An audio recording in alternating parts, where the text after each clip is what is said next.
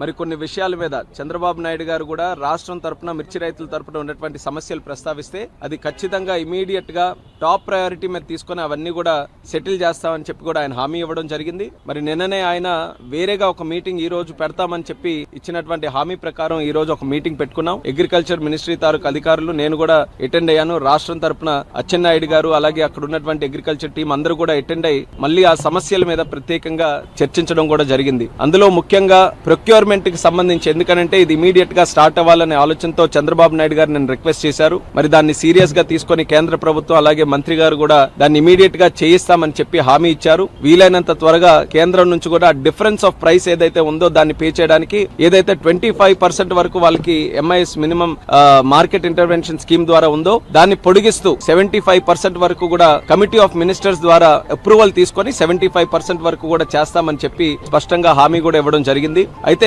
Price దీనికి తీసుకోవడానికి కింటా తాలూకా price రాష్ట్రం తరపున మనం క్యాల్కులేట్ చేసింది కాస్ట్ ఆఫ్ ప్రొడక్షన్ గానీ లేబర్ కాస్ట్స్ గానీ ప్రాక్టికల్ గా గ్రౌండ్ లెవెల్లో రైతులు ఎంత పెడుతున్నారో దాన్ని అంతటిని కూడా క్యాల్కులేట్ చేసి సుమారు 11,600 రూపాయలు ఇస్తే మరి వీళ్ళ తరపున 10,000 చిలుకల వరకే ఇవ్వడం జరిగింది. సో దాన్ని కూడా గట్టిగా రిప్రజెంట్ చేశాం. ఎట్టి పరిస్థితుల్లో క్వింటా తాలూకా ప్రైస్ ఏదైతే దీనికోసం క్యాల్కులేషన్ కి యూజ్ చేస్తున్నామో అది పెంచాలి. 11,600 అయినా దానికంటే ఇంకెక్కువ వస్తే ఎక్కువైనా సరే పెట్టాలని చెప్పాం.